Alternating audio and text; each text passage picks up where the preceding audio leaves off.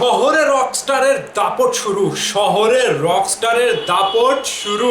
সাকিবিয়ানরা এখন থেকে আজ থেকে 24 তারিখ থেকে শাকিব খানের রকস্টার সিনেমার মহা দাপট শুরু করে দিল। পরিচালক আজমান রুশো, শাকিব খান এবং রিজুটি প্রযোজক হিসেবে প্রথমবার রকস্টার সিনেমার সেন্সর সার্টিফিকেট পেয়ে রীতিমতো খুশির মহাসাগরে সাঁতার কেটে বেড়াচ্ছে পরিচালক আজমান রুশো ভাই এবং প্রযোজক রিজুতি ম্যাডাম। শাকিব খানের রকস্টার সিনেমাটি নিয়ে দাপটের সাথে তারা পোস্ট করছে। শহরে শহরে রকস্টারের দাপট শুরু হয়ে গিয়েছে, আপনারা দেখতেই পাচ্ছেন।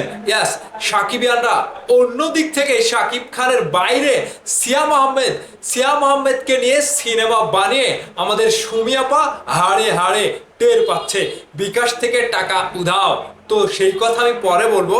আগে রকস্টার নিয়ে কথা বলি একটু থেমে ধীরে সুস্থে। সাকিবিয়ানরা একটু থামবেন, আপনারা একটু শুনে যাবেন শাকিব খানের রকস্টার সিনেমার সেন্সর সার্টিফিকেট নিয়ে অনেকের মাঝে একটা তেল মাখানো একটা ব্যাপার শুরু হয়ে গিয়েছিল যে রকস্টারকে সেন্সর দিবে না কিংবা রকস্টারকে আটকে দেবে।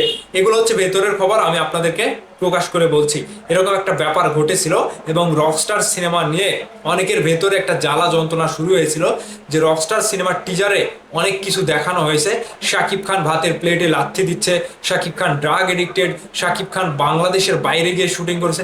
এরকম মহা একটা পরিকল্পনা ছিল, ষড়যন্ত্রের পরিকল্পনা, যে রকস্টার সিনেমাকে সেন্সর বোর্ডে কিভাবে বাধা দেওয়া যায় এবং বাধা দিয়ে এই সিনেমাটিকে কিভাবে আবারও প্রিন্সের মতো ডুবে ফেলা যায়। কিন্তু ব্যর্থ, সকল ষড়যন্ত্র ব্যর্থ হয়ে আজকে পরিচালক Azman Rusho censor certificate show করে তার আইডিতে পোস্ট, মেগাস্টার শাকিব খানের প্রোফাইলে পোস্ট, সকল জায়গাতে পোস্টের বন্যা বয়ে দিয়েছে। তো এরই সাথে সাথে আমাদের সাকিবিয়ানরা যারা রয়েছে আমরা, তাদের তো দাপট শুরু।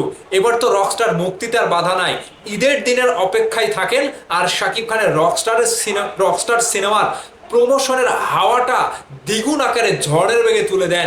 আজকে শাকিব খানের রকস্টার সিনেমাটি একেবারে প্লে বয় হয়ে চারিদিকে কাঁপাচ্ছে ভাই। শহরে শহরে শাকিব খানের রকস্টারের দাপট শুরু হয়েছে। অন্যদিক থেকে সাবিলা নূরও কিন্তু একটু চুপিসারে ছিল, তিনিও কিন্তু গতকাল থেকে প্রমোশনে নেমেছে।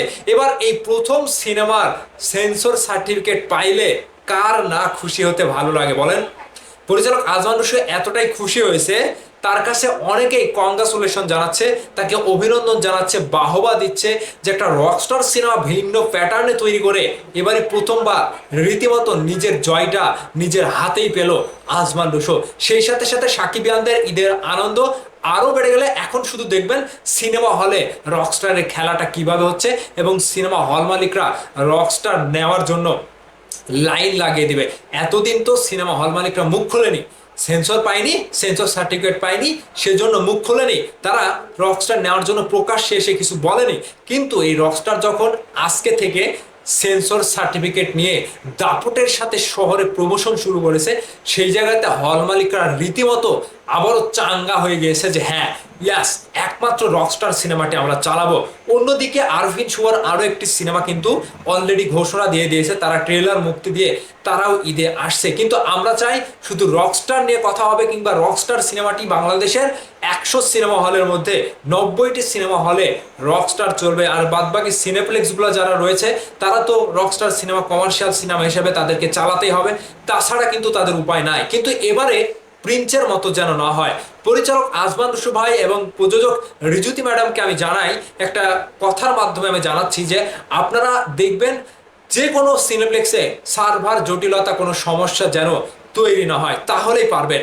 তাহলে এই রকস্টার সিনেমা দিয়ে দাপটের সাথে শহরে একটা দাপট ছড়িয়ে দিতে পারবেন এবং ব্যবসা কিন্তু ভাই একটা অন্যরকম মেজাজে চলবে। তো সাকিবিয়ানরা সেন্সর বোর্ড থেকে সেন্সর সার্টিফিকেট পেয়ে রকস্টার সিনেমাটি পুরোপুরি ঈদের দিন মুক্তি পাওয়ার জন্য প্রস্তুত।